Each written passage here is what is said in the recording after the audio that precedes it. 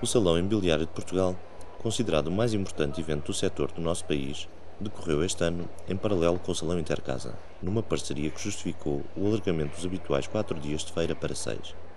Entre os dias 11 e 16 de outubro, o SIL, cuja organização foi levada a cabo pela Feira Internacional de Lisboa e a Associação Industrial Portuguesa, com o apoio da Câmara Municipal de Lisboa, projetou, ainda com mais força, novas e emergentes áreas, como são as do arrendamento e da reabilitação urbana. A Associação dos Profissionais e Empresas de Mediação Imobiliária de Portugal marcou presença nesta 14ª edição do certame, com um stand âncora de 600 metros quadrados, dedicados à APMIP e à agregação de todos os seus projetos estratégicos, desde a APMIP TV, a APMIP Solidária, a APMIP Internacional, Academia APMIP, Gabinete de Estudos, Casa ES e o mais recente projeto Casa Repair, até à presença de alguns dos parceiros que apoiam os serviços prestados por esta associação, entre os quais a Agência Nacional para a Energia, ADN, o Instituto dos Registros e Notariado, IRN, a União de Créditos Imobiliários, UCI, a Seguradora Tranquilidade e a Rede Comprar Casa. A dimensão deste stand não passou despercebida aos milhares de visitantes da feira, não apenas pelo seu tamanho, mas pela quantidade e qualidade dos projetos presentes e das atividades que decorreram, tal como reconheceu o Comendador Rocha de Matos, presidente da AIP. Eu diria que é uma pedra basilar, porque não só por aquilo que a associação representa, mas também pelo trabalho que desenvolve e pela importância que tem relativamente ao setor, a sua presença aqui só engrandece o salão, dá-lhe maior dimensão e nós ficamos muito felizes por tê-los aqui connosco. Também Roberto Colomer, presidente da UCI, destacou o stand da APMIP como âncora neste salão imobiliário. Bueno, APMIP es difícil comprender este salón inmobiliario sin APMIP, porque APMIP é a organización, a asociación de referencia do principal sector de actividad inmobiliaria, inclusive en un momento como o momento actual que há una crisis importante en toda Europa, no solamente en Portugal. APMIP continúa siendo un punto de referencia fundamental para continuar desenvolvendo uma atividade que é fundamental para a economia do país. A APMIP é incontornável, como dizem os franceses. O Salão Imobiliário de Portugal foi também palco do Seminário Nacional da APMIP. Sob o tema O setor da construção e do imobiliário como motor da recuperação económica, a APMIP reuniu personalidades como Helena Roseta, vereadora da Câmara Municipal de Lisboa, Manuel Reis Campos, presidente da CPCI, Luís Mira Amaral, presidente executivo do Banco BIC Português, Pedro Megre, diretor-geral da UCI Portugal, e ainda Assunção Cristas, ministra da Agricultura, do Mar, do Ambiente e do Ordenamento do Território.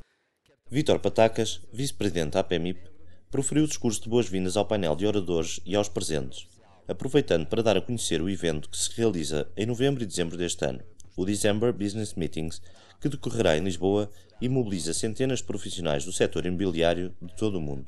Seguiu-se Helena Roseta, vereadora da Câmara Municipal de Lisboa, que apresentou um conjunto de propostas relacionadas com a reabilitação urbana e arrendamento, alertando para a necessidade de uma reorganização administrativa das cidades e para as alterações ao Plano Diretor Municipal em aprovação na Assembleia Municipal.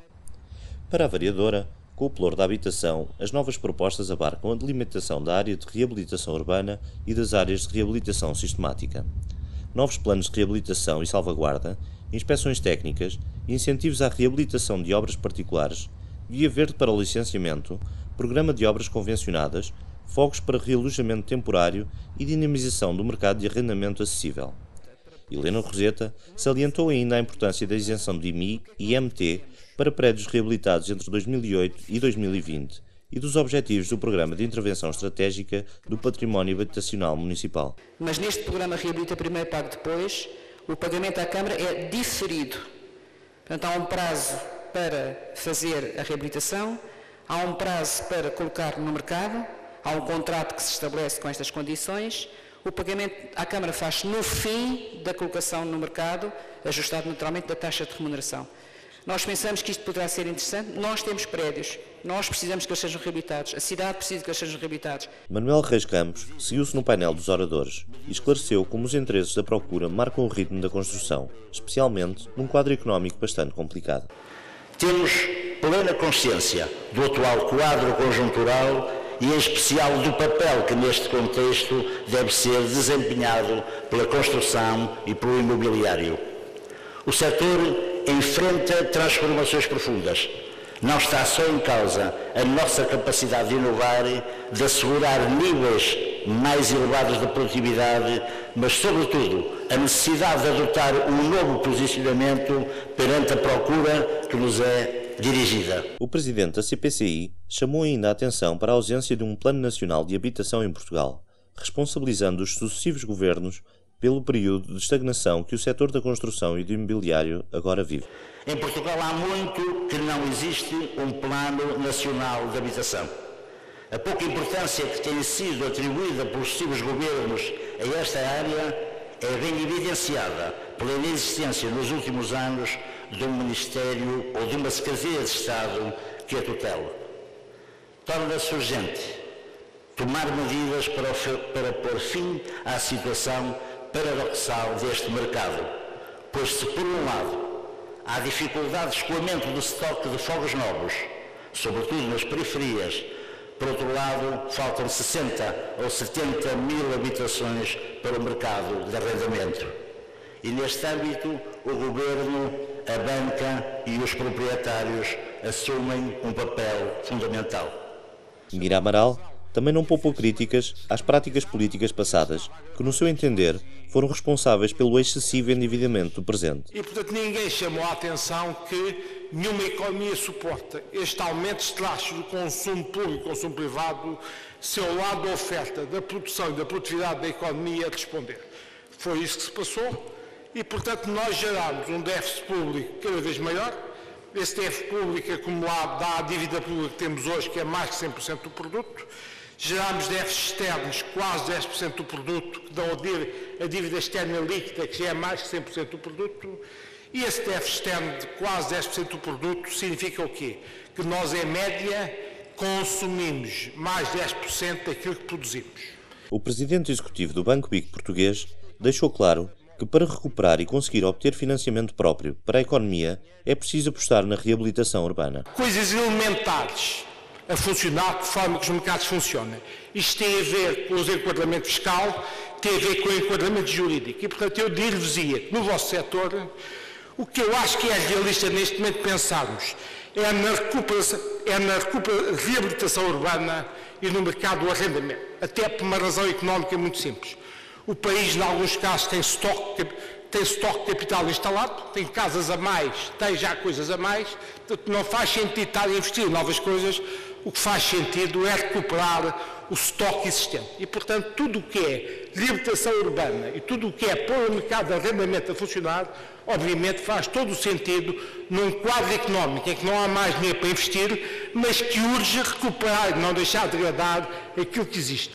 Também Pedro Megre, diretor-geral do OCI Portugal, traçou o difícil panorama económico global em que as instituições bancárias se movem, mas deixou uma perspectiva mais otimista e esperançosa para o setor imobiliário, afirmando a vocação da própria OCI na tentativa de normalização do acesso ao crédito à habitação. Este binómio, esta relação crédito-habitação, setor imobiliário, no futuro e no futuro próximo, porque um futuro a longo prazo também, os tempos recentes já nos explicaram que não podemos pensar muito a longo prazo ou fazer grandes previsões a longo prazo com a variabilidade que temos no dia-a-dia, por certo não serão exatas, mas no futuro a curto prazo este binómio não passa pelo regresso ao passado e não passa pelo regresso ao passado e nem devemos esperar, nem devemos preparar a nossa estratégia de negócio tendo em conta que vamos voltar ao crédito barato, já hoje ouvimos falar aqui porquê, e à forma como este crédito era concedido.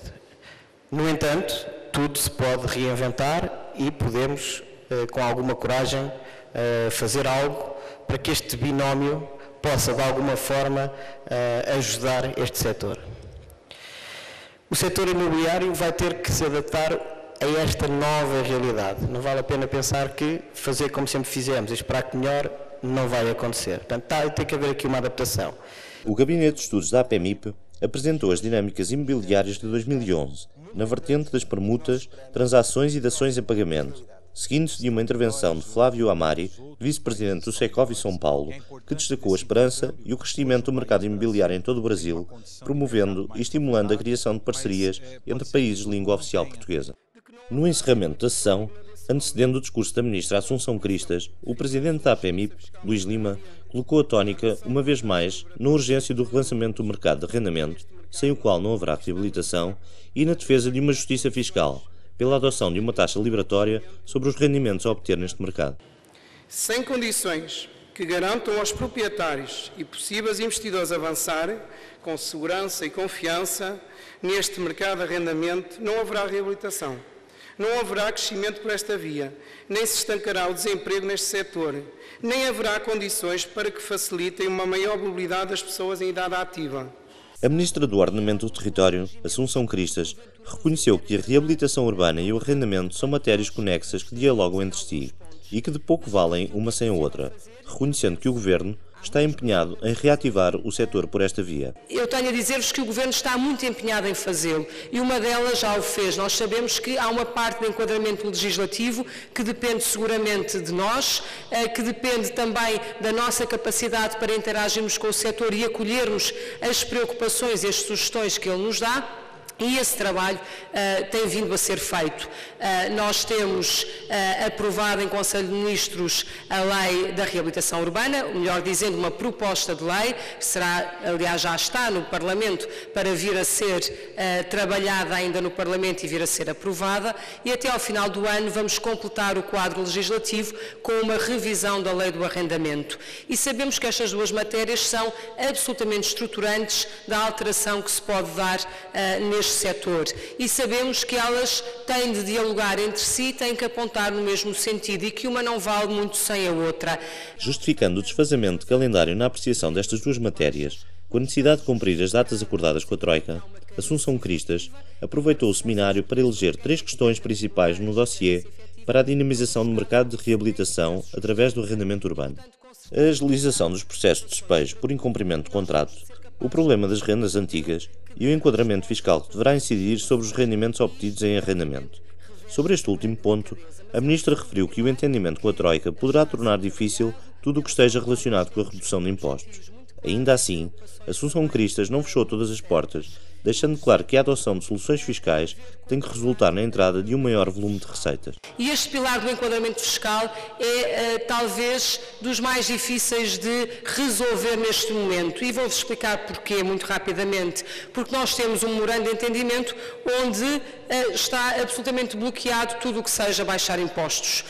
E, portanto, eu acho que temos de ser capazes de encontrar soluções possíveis neste contexto, temos de ser capazes de encontrar soluções que nós consigamos justificar que, na verdade, se tem uma aparência de baixa de impostos, podem ter uma consequência de aumento da arrecadação da receita fiscal, mas devo dizer que esta é uma matéria particularmente difícil de negociar e de encontrar uma solução e, porventura, a resposta pode ter de ser uma resposta faseada. No final do seminário, o presidente da APMIP, Luís Lima, convidou a ministra do Ordenamento do Território a conhecer o stand da APMIP e os seus projetos estratégicos.